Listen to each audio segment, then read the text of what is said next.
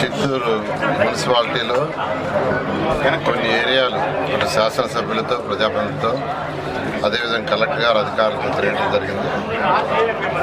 అన్నిటికంటే ముఖ్యంగా ఒక మున్సిపాలిటీ అంటే ప్రజలు ఫస్ట్ కోరుకునేది తాగటానికి స్వచ్ఛమైన వాటరు, తర్వాత ప్రతిరోజు ఇంటి నుంచి వచ్చే చెత్త ఏదైతే సాలిడ్ వేస్ట్ ఉందో దాన్ని బయటికి పంపించడం, తర్వాత ఏదైతే యూజ్డ్ వాటర్ బాత్రూంలో కానీ కిచెన్లో కానీ టాయిలెట్స్లో కానీ వాడిన వాటర్ని ట్రీట్ చేసి డ్రైన్స్ ద్వారా పంపించడానికి చక్కటి డ్రైన్స్, తర్వాత రోడ్లు, లైట్స్, ఇవైన తర్వాత నెక్స్ట్ ప్రజలు కోరుకునేది పార్కులు, schools, hospitals, community halls and other facilities. అయితే ఈ ప్రభుత్వం వచ్చిన తర్వాత హై ప్రయారిటీ, ఫస్ట్ ప్రయారిటీ ఈరోజు డ్రింకింగ్ వాటర్కి ఇచ్చింది. గవర్నర్ ముఖ్యమంత్రి గారు ఒకటే చెప్పారు, ప్రతి ఇంటికి ట్యాప్ కనెక్షన్ ఇవ్వాలి, అది కూడా ట్రీటెడ్ వాటర్ ఇవ్వాలి, అది కూడా సర్ఫేస్ నుంచి వాటర్ డ్రా చేయాలి, బోర్ల నుంచి కాదు అని చెప్తే ఈరోజు అటు కేంద్ర ప్రభుత్వం రాష్ట్ర ప్రభుత్వం రెండు కలిపి 14,000 కోట్లతో టెండర్లు పిలిచాం. అవన్నీ గ్రౌండ్ అయిపోయినాయి. ఈరోజు సర్వేలు చేస్తున్నారు. బహుశా రాబోయే 2 సంవత్సరాలు పూర్తి అయ్యేటట్టుగా యాక్చువల్గా టెండర్లో పిలవటం జరిగింది. ఈరోజు మన చిత్తూరు మున్సిపాలిటీ తీసుకుంటే చిత్తూరు మున్సిపాలిటీలో ఈరోజు అమృతలో 29.7 కోట్లతో టెండర్లు పిలిచాం. అదేవిధంగా అర్బన్ ఇన్ఫ్రాస్ట్రక్చర్ డెవలప్మెంట్ బ్యాంక్ కింద 53.24 కోట్లతో టెండర్ పిలిచాం వాటర్కి. అవి జరుగుతూ ఉన్నాయి. అయితే వాటర్ ఇచ్చిన తర్వాత అది యూజ్డ్ వాటర్ అంటే బాత్రూముల్లో, టాయిలెట్స్లో, కిచెన్ నుంచి మళ్ళీ వాటర్ బయటకు వస్తుంది. దాన్ని ట్రీట్ చేసి బయటికి పంపించకుండా, ట్రీట్ చేయకుండా డైరెక్ట్గా మళ్ళీ కెనాల్స్లో వదిలితే దానివల్ల అనేక రోగాలు వస్తాయి. అందుకని గవర్నర్ ముఖ్యమంత్రి గారు ప్రతి నీటి బొట్టుని, యూజ్డ్ వాటర్ని ట్రీట్ చేసి పంపించాలంటే ఈరోజు చిత్తూరు మున్సిపాలిటీకి ఆ ఎస్టీపీలకి అమృతలోను మరియు అదర్స్ దాంట్లో కలిసి 39.21 కోట్లు, అమృత్ అండ్ స్వచ్ఛ భారత్ ఈ రెండిట్లో కలిసి 39.2 కోట్లతో శాంక్షన్ చేసాం. అవి కూడా టెండర్లు అయిపోయినాయి. వాటిని కూడా వర్క్ టేకప్ చేశారు. అవి కూడా కావాలంటే 2 years పడుతుంది. 4 అంతస్తులు, 5 అంతస్తులు, 8 అంతస్తులు అపార్ట్మెంట్ కట్టారు. దాని పక్కనే ఉన్నాయంటే కచ్చా డ్రైన్స్, అంటే మన యూజ్డ్ వాటర్ ఏదైతే ఉందో ఆ డ్రైన్స్ గుండా పోతుంది. వర్షాలు వస్తే నీళ్ళన్నీ ఆ డ్రైన్స్ రోడ్డు మీద పడ్డాయని ఆ డ్రైన్స్ కింద.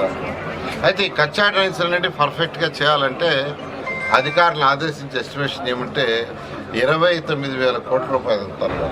హై డెన్సిటీ ఎక్కడైతే ఎక్కువ ఇళ్ళు కట్టేసి ఉంటారో ఆ ఏరియా, హై డెన్సిటీ ఏరియాలో వేయటానికి ఎంత కావాలి, మీడియం డెన్సిటీ హౌసెస్ ఉండే దగ్గర ఎంత కావాలి, లో డెన్సిటీ ఉండే దగ్గర ఎంత కావాలని అసెస్ చేయమని అధికారులు చెప్తే 5,000 కోట్ల రూపాయలు హై డెన్సిటీ ఇళ్ళు ఉండే దగ్గర డ్రైన్స్ కట్టడానికి కావాలి, మీడియం డెన్సిటీ హౌసెస్ కట్టిన దగ్గర 4,000 కోట్లు కావాలని, లో డెన్సిటీకి 20,000 కావాలంటే గవర్నర్ ముఖ్యమంత్రి గారు ఫస్ట్ హై డెన్సిటీ, మీ డెన్సిటీకి చేయమన్నారు. దానికి 9,000 కోట్ల రూపాయలు అవుతుంది.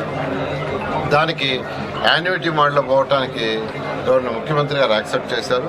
కొంత యాన్యుటీలోను, కొంత యూఐడిఎఫ్లో రెండింటిలో కలిపి చేయడానికి నిర్ణయించాం. అయితే శాచ్యురేషన్లో అంటే high density, medium density house ఉండే దగ్గర పూర్తిగా చేయాలని రాష్ట్రంలో ప్రణాళిక చేసి అధికారులు దాని మీద కన్సల్టెంట్ పెట్టి వర్క్ చేశారు. ఈ యొక్క చిత్తూరు మున్సిపాలిటీలో తీసుకుంటే 82 కోట్లు కావాల్సి వస్తుంది. ఈ మున్సిపాలిటీలో ఇంతవరకు 2,50,000 పూర్తి చేశారు. మరొక 60,000 ఉంది.